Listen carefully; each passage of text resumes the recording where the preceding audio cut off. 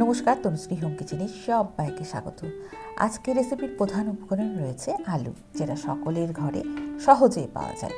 আর এই আলু দিয়ে একটা দুর্দান্ত স্বাদের স্ন্যাক্স রেসিপি তৈরি হবে। প্রথমে আলু জল দিয়ে ভালো করে ধুয়ে নিয়েছি, তারপর মুছে নিয়ে এর সাথে আমি আলুর গায়ে লাগিয়েছি তেল আর নুন। এবার এটা মাইক্রোওভেনে 5 মিনিটে কিন্তু তোমরা সেদ্ধ করে নিতে পারো। তবে আজকে আমি আলু বেকড করব ওটিজিতে। ওটিজির 250 ডিগ্রিতে আমি 20 মিনিট আলু বেকড করে নিয়েছি। আর বেকড করার জন্য আলুর উপরের খোসাটা ক্রিস্পি হয়ে যাবে, ভেতরটা জুসি থাকবে, আর আলুগুলো কিন্তু সেদ্ধ হয়ে গেছে। এবার একটা ট্রের মধ্যে আমি প্রত্যেকটা আলু তুলে রাখবো। আজকে আলু দিয়ে একটা ভীষণ টেস্টি রেসিপি তৈরি হচ্ছে, যেটা ছোট থেকে বড় সকলে একদম মজা করে খাবে। আলুগুলো দেখো আমি এক ধারে ছুরি দিয়ে লম্বা করে চিড়ে দিচ্ছি। এই আলুর মধ্যে কিছু স্টাফিং ভরা হবে, আর স্টাফিং ভরার জন্য আলুগুলো দেখো আমি 2 সাইড দিয়ে হালকা করে চাপ দেব, যাতে আলুটা একটু মাঝখানটা গর্ত হয়ে যায়। বাস্কেটের মতো বা বাটির মতো আমি একটা করে নিচ্ছি। এরপর কাঁটা চামচ দিয়ে সেদ্ধ আলুটা একটু ম্যাশ করে নেব বা একটুখানি কুড়িয়ে কুড়িয়ে নিচ্ছি। তো এইরকমভাবে আমি 3টে আলু প্রথমে রেডি করে নেব। অনেক সময় একঘেয়েমি জলখাবার খেতে খেতে বোর হয়ে গেলে আজকের এই মুখরোচক আলুর এই রেসিপি একবার ট্রাই করে দেখতে পারো। আশা করি ভালো লাগবে। আর ঝটপট তৈরি হয়ে যায়। মাইক্রোওভেনে যদি করো তাহলে খুব তাড়াতাড়ি তৈরি হয়ে যাবে।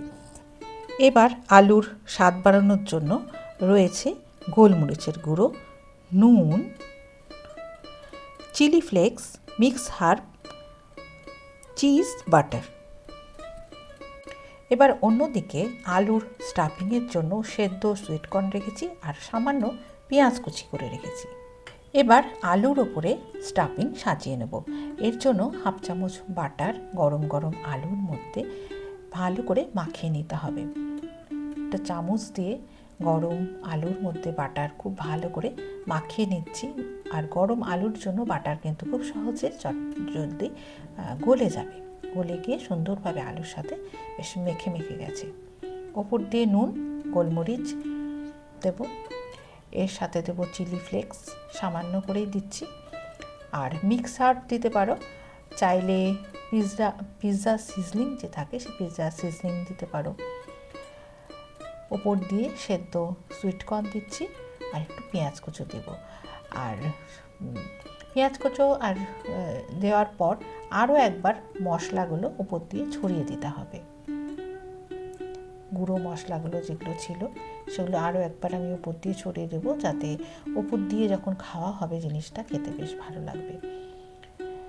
সব শেষে আমি এর ওপরে চিজ কুড়িয়ে দেব।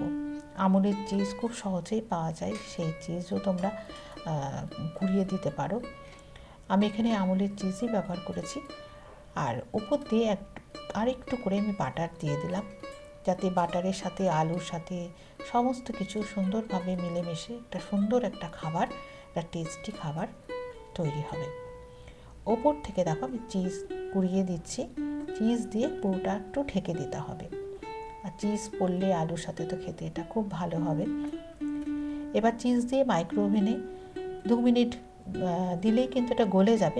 চিজটা গলে গেলেই রেসিপিটা কমপ্লিট হয়ে যাবে। তবে আমি আজকে যেহেতু ওটিজিতে করছি, বেশ স্লো প্রসেসে আমি এটা 10 মিনিট চিজটা গলিয়ে নিয়েছি।